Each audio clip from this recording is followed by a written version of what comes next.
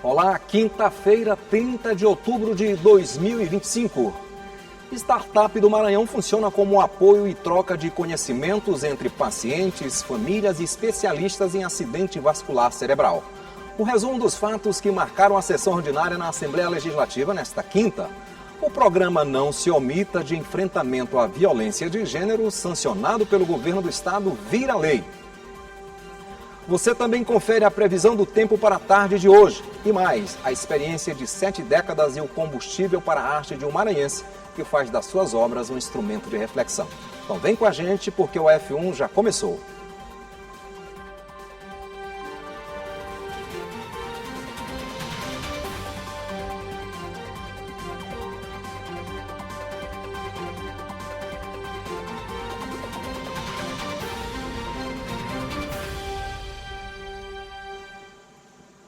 Boa tarde. Terminou ainda há pouco a sessão ordinária na Assembleia Legislativa. A jornalista Milena Dutra traz os detalhes da movimentação no plenário. Boa tarde, Milena. Olá, muito boa tarde, Joelson. Boa tarde a todos. Acompanhamos a última sessão plenária ordinária da semana. Eu destaco o grande tema, o único tema, inclusive, dos pronunciamentos hoje na tribuna, de debate entre os deputados de situação e de oposição, que foi a questão da violência e da segurança pública aqui no estado. Os deputados de oposição fizeram críticas à gestão do governo do estado que diz respeito à Secretaria de Segurança Pública, ao trabalho de combate à criminalidade, e os deputados de situação destacaram as ações e a preocupação do governo do estado no que diz respeito ao reforço no trabalho de combate à criminalidade em todo o Maranhão. Esse foi o grande destaque de hoje. A sessão foi mais curta, hoje não tivemos ordem do dia e os deputados subiram na tribuna para debater em torno deste tema aqui na Assembleia Legislativa, que foi o tema que repercutiu, inclusive, durante toda a semana aqui no Parlamento Estadual. Sessões plenárias por esta semana encerraram somente na próxima terça-feira, sempre com transmissão ao vivo aqui pela TV Assembleia, a partir das 9h30 da manhã. O grande destaque foi esse, Joelson. Eu volto com você. Obrigado, Milena. E o acidente vascular cerebral, o AVC, mata um brasileiro a cada 6 minutos.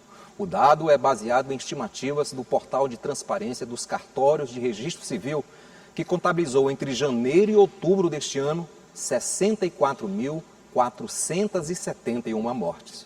O AVC, ao lado do infarto, é uma das principais causas de morte no país. Agora, aqui no Maranhão, uma startup funciona como apoio de troca de conhecimentos entre pacientes, famílias e especialistas em AVC. As estatísticas assustam. De acordo com especialistas, 1 em cada 4 pessoas vai sofrer um AVC no Brasil, o que é apontado como uma das principais causas de morte. E ao contrário do que muita gente imagina, o acidente vascular cerebral não acomete apenas idosos, como explica esta neurologista. Hoje, o número tem aumentado cada vez mais nos jovens, pessoas acima de 40 anos de idade. E os fatores de risco eles vão continuar os mesmos. É a hipertensão, o diabetes, o tabagismo, o sedentarismo. Então, é uma alimentação de baixa qualidade, quando a gente fala rico em produtos industrializados. Então, alimentos não adequados. A obesidade ela vem se tornando cada vez mais prevalente na população jovem e é um fator de risco primordial para esses pacientes. Em alusão ao Dia Mundial do AVC, foi realizada no plenarinho da Assembleia Legislativa um painel com informações sobre as consequências da doença, direitos e fortalecimento da rede de apoio. A Kelly é fundadora da Casa Amabilitar, uma startup que funciona como apoio e troca de conhecimento entre pacientes, famílias e especialistas. Eu fiz o Instagram e as pessoas começaram a se contactar conosco e começaram a falar de problemas que eu estava vivendo naquele ano e que elas viveram em 2010. Sabe? E eu vivi em 2012, em 2015. Eu falei, gente, então nada mudou nesse período. As pessoas elas continuam adoecendo, continua sendo o maior número de casos de morte do mundo e a gente não tem tão poucas soluções, tão poucas ações voltadas para esse diagnóstico e para esse pós-diagnóstico, né? Um dos assuntos abordados durante o evento tratou sobre os direitos previdenciários que o paciente de AVC tem, dependendo da gravidade das sequelas. elas têm direito à aposentadoria por invalidez, um auxílio-doença, um BPC, vai depender do nível e grau daquela sequela que vai ficar. Existem outros direitos, como a quitação do imóvel, do financiamento do imóvel, quando a pessoa ela tem uma doença que ela é muito grave. Então, o AVC, as sequelas do AVC, a depender do caso, elas vão se encaixar nesse momento. A questão também do saque do FGTS, também ela pode antecipar aquele saque, e inúmeros outros benefícios. O encontro recebeu apoio da deputada doutora Helena Duailib, que falou sobre a importância desse tipo de discussão. Nós precisamos, como profissionais legislativos, trazer para essa casa, que é a casa onde nós podemos ajudar de uma forma efetiva, para que políticas públicas sejam ampliadas, atendendo na prevenção e no tratamento do AVC.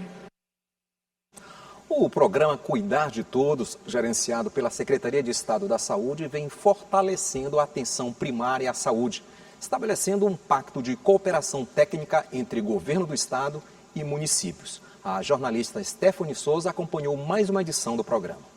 Este é o Assembleia em Foco, primeira edição. Estou em mais uma edição do programa Cuidar de Todas, que está sendo realizado aqui no Monte Santa Sebrae. E para falar sobre mais essa edição, eu converso agora com o secretário de Estado de Saúde, Tiago Fernandes. Secretário, fala para a gente o que significa, mais essa edição, qual a importância dela para os agentes comunitários de saúde.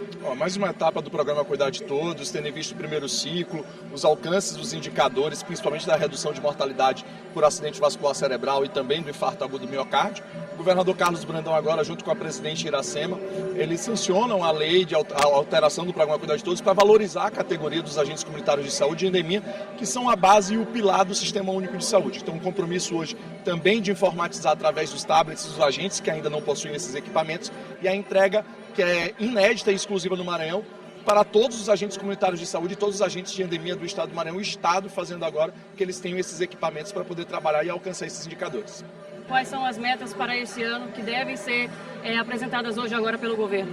Vacinação pré-natal e evitar internações evitáveis, que são as doenças que causam os maiores óbitos no estado do Maranhão, que é causas de hipertensão, diabetes. É isso que os indicadores precisam melhorar, e os nossos vetores principais são os agentes de saúde. Então são eles que monitoram quem precisa, as crianças que precisam ser vacinadas, as gestantes que precisam fazer o pré-natal, o hipertenso que precisa da medicação, o diabético também. Então fundamental que a gente valorize essa categoria, porque eles são a porta de entrada do Sistema Único de Saúde, e é isso que o governo do Maranhão hoje realiza nesse momento.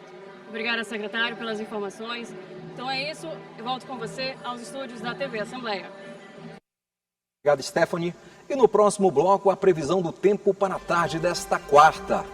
Você também confere. Programa Não Se Omita de Enfrentamento à Violência de Gênero, aprovado na Assembleia Legislativa e sancionado pelo governo do estado, virou lei. É logo após o intervalo.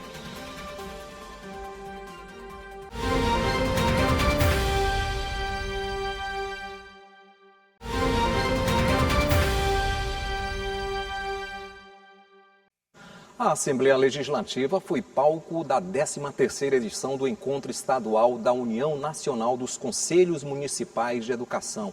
E das discussões podem resultar propostas que melhorem as políticas educacionais no Maranhão.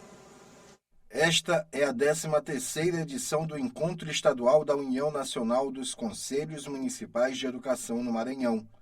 O evento, realizado no auditório Fernando Falcão, da Assembleia Legislativa do Maranhão, contou com a presença de diversos conselheiros de todo o estado. O deputado estadual Adelmo Soares representou o parlamento maranhense no evento. A Assembleia e os conselhos têm toda uma similaridade, Por exemplo, os conselhos é a representatividade da entidade lá na cidade. Seus municípios têm seus conselhos. E a Assembleia Legislativa é a representação do povo do Maranhão. E nada mais justo que nós unirmos forças para levarmos a educação ao nível que nós tanto sonhamos, que é poder fortalecer e melhorar o nosso estado a partir da educação. O encontro é uma forma de discutir os atuais planos de educação em execução, mas também serve para levantar sugestões do que se pode fazer para melhorar os processos educacionais. Os conselheiros municipais são um case de sucesso. Nós estamos falando da produção de planos nacionais, no nosso caso, a produção de planos estaduais, estamos falando da normatização da educação, da fiscalização, encontrar tudo que se pode falar acerca da qualidade do ensino. O governo do Maranhão participa do encontro e acompanha as discussões que podem resultar em propostas que melhorem as políticas educacionais. É importante estar junto com esses parceiros, que são os Conselhos Municipais de Educação de todo o estado do Maranhão, para que a gente possa cada vez mais dar jus ao nosso trabalho e sabendo que eles são também atores nesse processo na educação do nosso Maranhão. No final de novembro, acontece a etapa nacional do encontro, onde as propostas levantadas nesta semana devem ser apresentadas. São temáticas que a gente trabalha em todos os estados do Brasil e no final a gente vai ter, agora no final de novembro, a culminância que é nacional. Então um grande momento, a gente sempre faz isso todos os anos e esse ano nós batemos recorde de inscrição, quase 400 inscritos que estarão aqui de hoje até sexta-feira com o objetivo de aprenderem mais sobre educação e aprenderem mais sobre os ritos dos conselheiros e dos conselhos municipais de educação. Então esse encontro traz uma expectativa muito grande, porque todos os conselheiros, presidentes de conselhos que estão aqui vieram em busca de crescer mais um pouquinho para poder auxiliar o seu município. E vamos saber agora como fica o tempo para a tarde desta quinta-feira.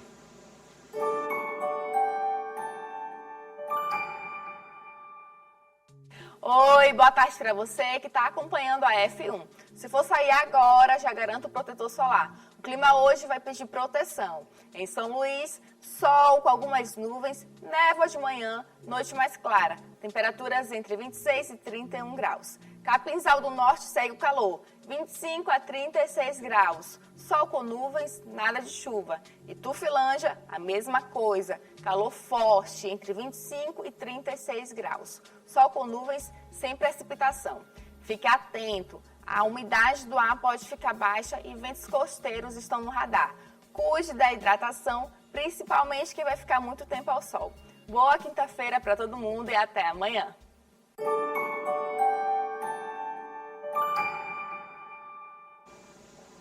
Obrigado, Paula. E no ano passado, o Maranhão teve mais de 2.800 denúncias de violência de gênero, segundo dados da Central de Atendimento à Mulher. No enfrentamento a esta realidade, a Assembleia Legislativa do Maranhão aprovou um projeto de lei que cria o programa Não Se Omita. Os detalhes a gente confere agora na reportagem de Stephanie Souza, com imagens de Luiz Wolff e a produção de Rafael Albuquerque. O deputado estadual Wellington do Curso apresentou como projeto de lei o programa Não Se Omita, que foi aprovado pelos parlamentares e sancionado pelo governo do Maranhão. A medida agora é lei estadual. O programa Não Se Omita, por meio de informações e capacitações, deve complementar outras iniciativas de enfrentamento à violência de gênero, como o protocolo Não é Não, que já é realizado no estado. Para a diretora da Casa da Mulher Brasileira, o programa é mais uma ferramenta bem-vinda contra a violência doméstica. Quando uma lei vem, inclusive ela vem trazendo até uma junção de outras leis que abordam temáticas semelhantes, mas que faz de forma mais ampla. Quando ela, além dos bares e restaurantes que já são alcançados pelo protocolo Não é Não, que é uma lei federal, mas ela expande para lojas, para o comércio em geral, para os serviços públicos, para os serviços privados e também que sejam confeccionados materiais, que sejam disponibilizados, que estejam no transporte público. Tem inclusive uma lei municipal que trata sobre a questão de divulgação dessas informações no transporte público, mas que não foi transformada em realidade. Então, assim, é muito importante que a gente tenha boas leis. Dados da Central de Atendimento à Mulher, o Ligue 180, revelam que as denúncias desses casos de violência aumentaram no Maranhão nos últimos anos. Em 2023, foram registradas 1.896 denúncias. Em 2024, teve um crescimento de quase 50%, saltando para mais de 2.800 denúncias. Quanto ao número de atendimentos, a diferença é ainda maior, 99,7% a mais de um ano para o outro. Parte desse aumento de denúncias acontece por causa da maior divulgação de informações e ações de combate à violência contra a mulher. Segundo a direção da Casa da Mulher Brasileira, o número de pedidos de medidas protetivas também é reflexo dessas iniciativas. As mulheres estão cada vez mais se utilizando desse direito, mesmo porque depois que se tornou crime descumprir medida protetiva de urgência, a gente tem que a Lei Maria da Penha, que a efetividade dessa lei, ela está ocorrendo. Então, isso reforça e encoraja para que cada vez mais mulheres consigam sair de ciclos de violência. Com a nova lei, os esforços para enfrentar a violência se multiplicam, mas ainda de acordo com a diretora, é necessário fazer acontecer. Muito importante que a Assembleia faça esse movimento, que tenha uma lei importante como esta e que nos ajude a, de forma conjunta, efetivar para que essa lei se transforme em realidade e possa intervir na vida de mulheres que passam por situação de violência doméstica e familiar. Daqui a pouco, a Secretaria de Estado da Educação ampliou as atividades na plataforma Gonçalves Dias, de olho nas provas do Enem. E tem ainda a história de um maranhense que faz das suas pinturas um instrumento de reflexão e contemplação. Aguarde aí que é logo após o intervalo.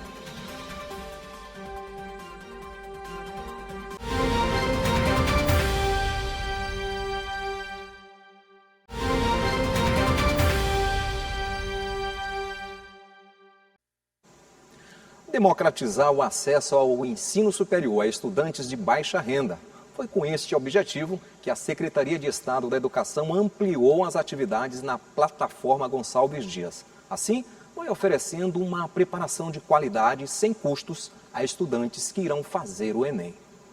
As provas do Exame Nacional do Ensino Médio estão chegando e os estudantes da rede pública do Maranhão já contam com um reforço importante nos estudos.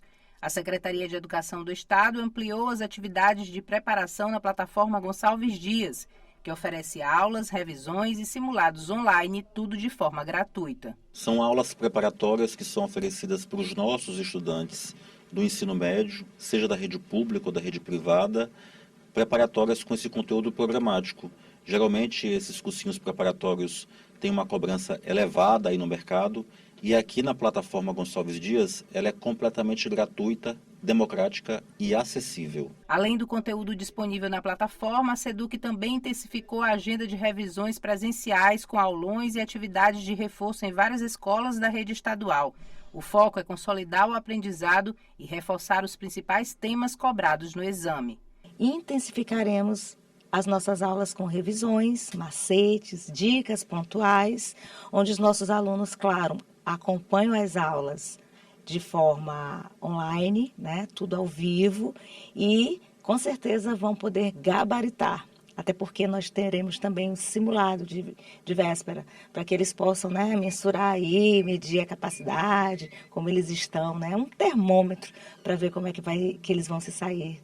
Faltando poucos dias para o Enem, os mais de 211 mil inscritos no Maranhão intensificam a preparação. Aqui na plataforma Gonçalves Dias, os alunos têm acesso gratuito a videoaulas, simulados e revisões, recursos que ajudam a reforçar o aprendizado nesta reta final antes das provas, marcadas para os dias 9 e 16 de novembro. Além da plataforma, o governo do estado distribuiu tablets e chips com acesso à internet para estudantes da rede pública. A iniciativa faz parte do programa de inclusão digital Tô Conectado, que garante condições de estudo e conectividade para quem está se preparando para o Enem. Esse instrumento valioso de busca do conhecimento, o governo também entrega as aulas através da plataforma Gonçalves Dias. Tablet e plataforma Gonçalves Dias, conhecimento gratuitamente, acessível e democrático para você se preparar para o Enem. E a experiência de quem já viveu mais de 7 décadas é combustível para a arte de um maranhense que faz das suas obras um instrumento de reflexão. A tela se torna no mapa das emoções e pensamentos. E a cada pincelada ele viaja por sua própria memória, sentimentos e percepções, transformando tudo isso em formas e cores.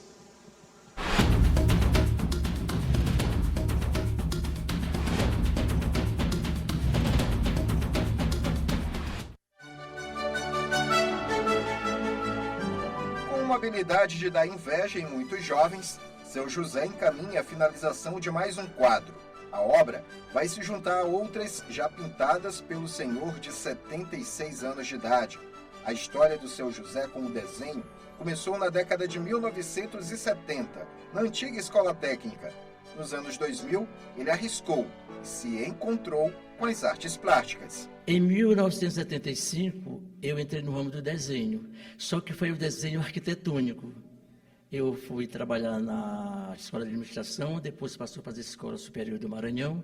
Eu fui o primeiro desenhista da UEMA, da Universidade Estadual do Maranhão. E de 2010 que eu comecei a pintar o desenho artístico. Eu tinha uma afinidade, mas nunca tinha pintado. Meu desenho era arquitetônico. As telas pintadas pelo seu José fazem reflexões sobre a sociedade brasileira nos mais diversos campos. Os últimos trabalhos do seu José estão focados na conscientização e valorização da saúde. Ele tem pintado quadros que depois são doados a hospitais e instituições como o Hemomar. Bem aqui ao fundo está uma obra que você já viu aqui na TV Assembleia. Reveja.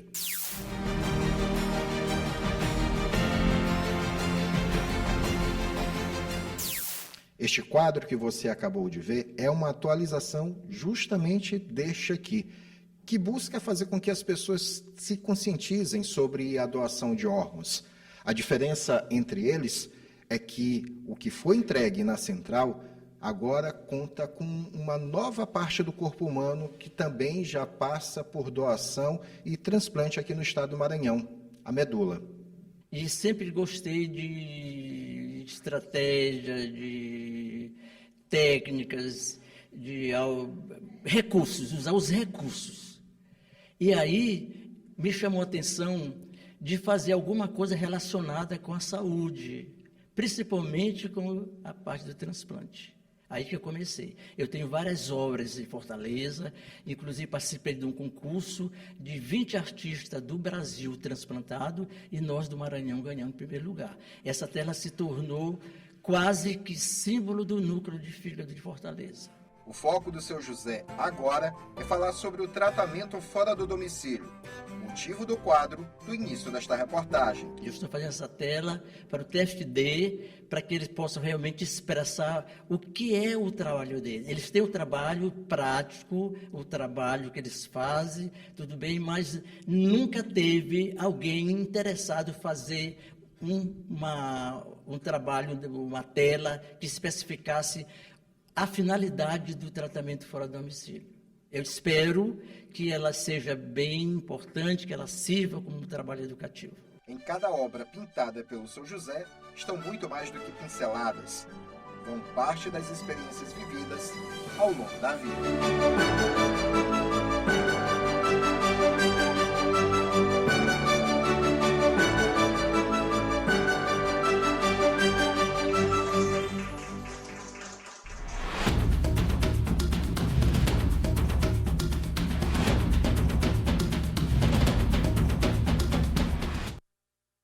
Muito bacana, né?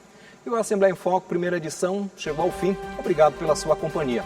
E para rever esta reportagem e todo o conteúdo jornalístico produzido pela Diretoria de Comunicação da Assembleia Legislativa, acesse o nosso portal. Uma excelente tarde para todos nós.